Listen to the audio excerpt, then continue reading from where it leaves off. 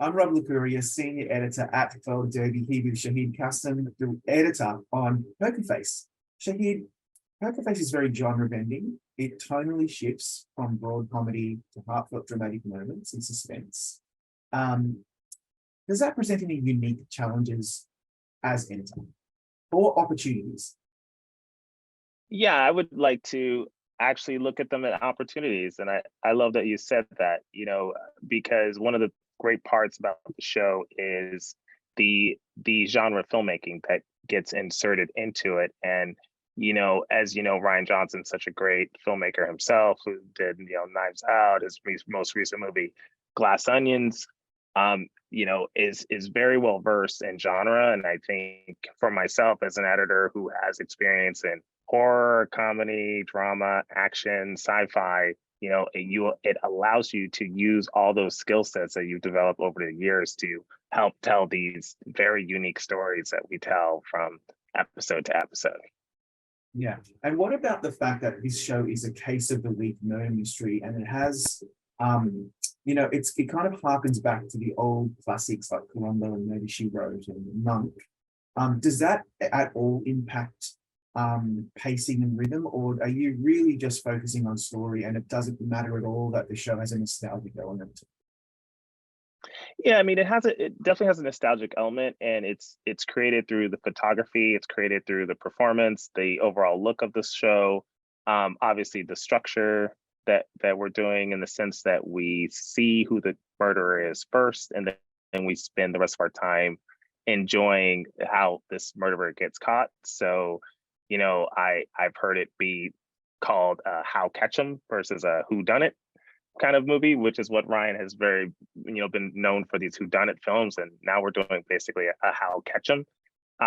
But in terms of pace and rhythm, overall, we did, and myself specifically, I addressed each one of those episodes individually, which was kind of what was so great about working the show is we actually had a nice creative palette that we can work with while each episode is based on how do you edit and how do you create pace and rhythm for that particular genre, for that particular episode, and then for that particular story with those characters.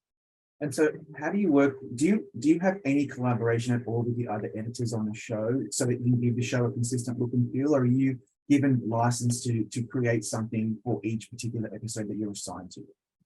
That is a great question. So Bob Doucet, who a great editor, also a long time. He has a long time relationship with Ryan, so he edited the pilot episode and then episode 9.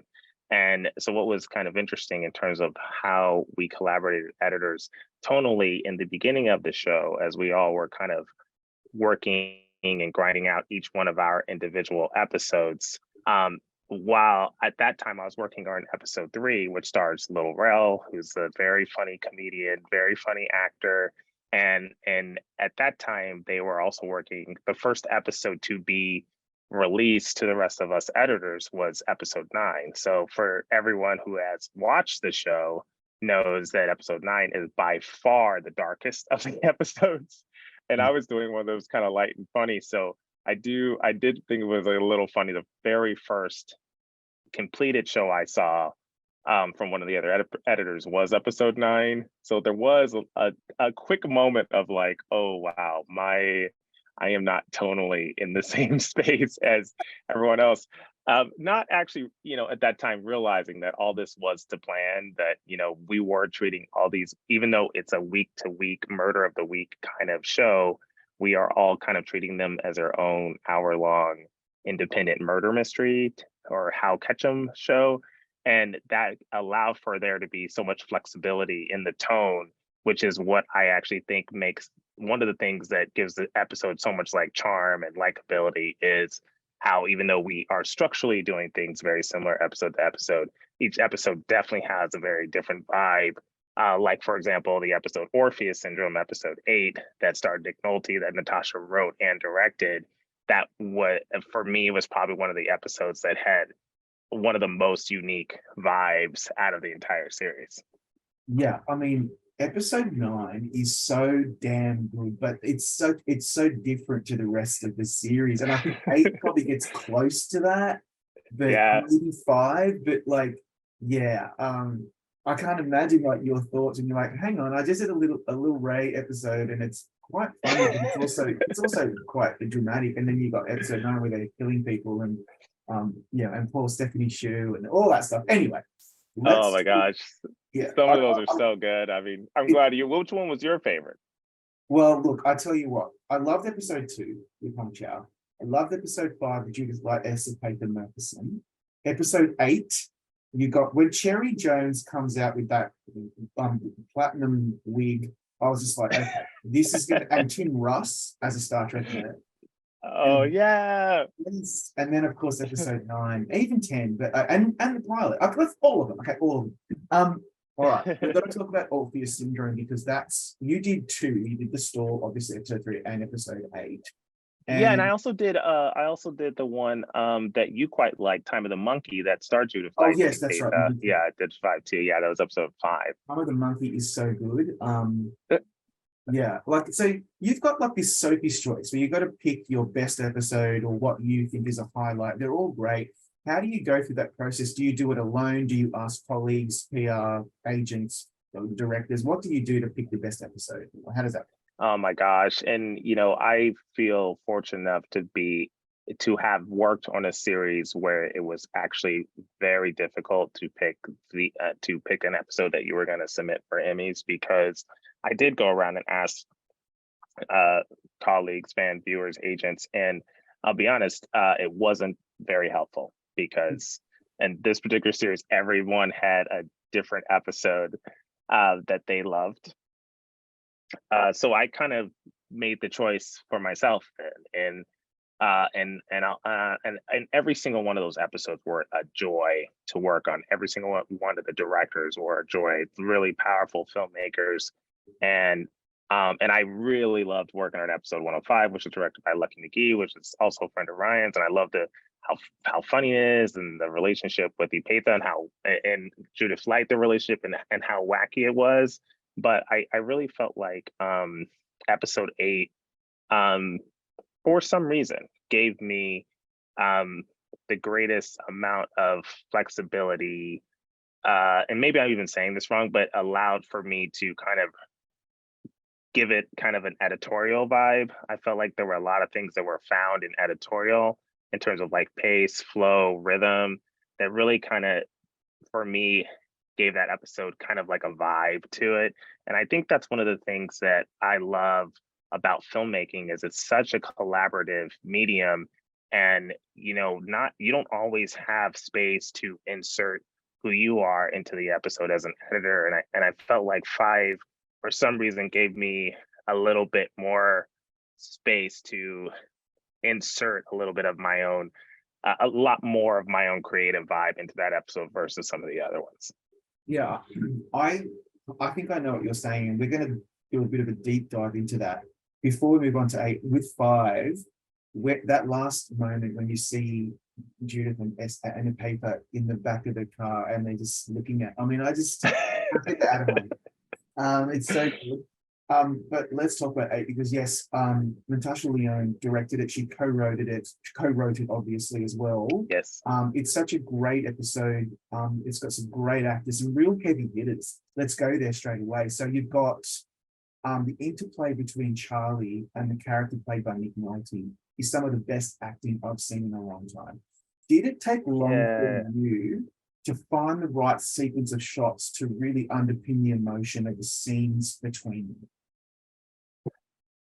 Yes, absolutely. That was carving, and I quite like that you said that, because we also felt like we got there at the end of the day in terms of those performances, but there was a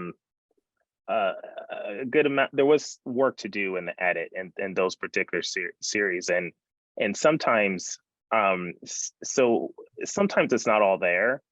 But you have, as you know about editing, sometimes the scene's not all the way there, but the actors and the cinematographers and all the collaborators in this process have given you enough very fine, delicious, organic ingredients that even though you might not have the meal that you think you have, you can serve up something very nice and very palpable that will also like fit the story and will be extremely enjoyable for the audience. And so sometimes things might not always go to plan in production, but if you have enough creative collaborators around, they can give an editor who knows what they're doing some really nice ingredients to cook up a delicious meal.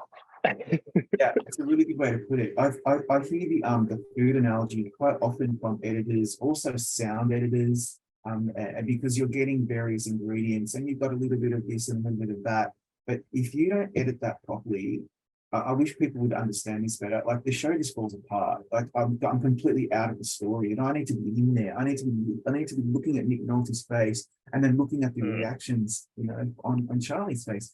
So let's talk about that. It's very important that I'd love for you to explain to me from your perspective, when you're tackling scenes with a lot of dialogue, particularly on a show with such crackling wit, do you often favor a certain rhythm when curating the sequence of shots, or are you just really guided by the eyes, or how does that work? That's a great question. You in an episode like that, when I talk about flow and vibe, I think 108 Orpheus Syndrome is a great example of that. To me, that whole first act, from when we first see Laura's husband Max, played by Tim Russ, jump off the edge, and then we think it's a suicide, and then she comes and meets Arthur, played by Nick Nolte, and then we find out that this was actually, yes, it was a suicide, but it was actually a murder first, and the suicide was just a way of preventing his wife from retrieving these files, and then she eventually retrieves them, and then that very moment at the end where she kind of winks to say that, okay, this murder has been successfully, I feel like the flow of that particular first act is has one of the best flows in the entire series, and in my opinion. And so as an editor, one of the things that you do to create that is you're actually, you're constantly playing with time. So sometimes you'll slow something down so you can have a really fast moment, so that moment has even greater impact. So throughout that entire first act is a great example that we are constantly working the rhythm of that entire sequence, whether if it's fast or if it's slow, and we're definitely stretching things out because there's a level of tension. For example, and we're also like deliberately picking shots, like, do we pick an extreme close-up of the tea being poured, because now we're going to understand, but we got to tag this for the audience so they know that this is the murder weapon. The murder weapon is the poison and the tea. And then we drink the tea, and then now we're playing the scene regular again, as if they're just continuing their conversation. And then there's that pause, and then the thing falls. And then again, rhythm, cut back to her, and she's like, and if you ever watch it again, there's a very sly look she gives, and it's almost an apologetic look. Once the tea falls, before he says, "What did you do to me?" She actually, and Cherry Jones is a great performer. She kind of gives him this look. It's kind of like, it's almost like, I'm sorry, but I had to protect myself. It had to be done. Yeah. It's so funny. Like this is literally my next question. Did you choose to linger on Cherry's face more than usual to hammer home that she was as calculating as she's ultimately revealed to be? It's so fascinating that when I watched it the second time and I knew what was going on, I realized that on the first time I was thinking to myself, what's going on with her? And she's so she looks like she's in two minds about what she's doing, but she has to do something because the stakes are high, and it's all in her eyes and it's all in her inflection. And then, and a lot of that is in the edit, isn't it? It really is. It has to be. And I love that. And I love that you said that, because that is something that was done deliberately, that I did deliberately in the edit. When I cut a sequence like that, because you don't want to hold on something too long that you're kind of cluing the audience, because you always want, in that particular case, you want the audience to be behind you, not ahead of you. But you do want to hold it in there enough to set it up. So when viewers come back a second time, I always wish when viewers come back a second time and they watch a cut, they have more of an understanding for all the reasons everything is there. That's always my hope, is when someone comes back and watches something a second time, they're like, I understand every single edit in this sequence and why.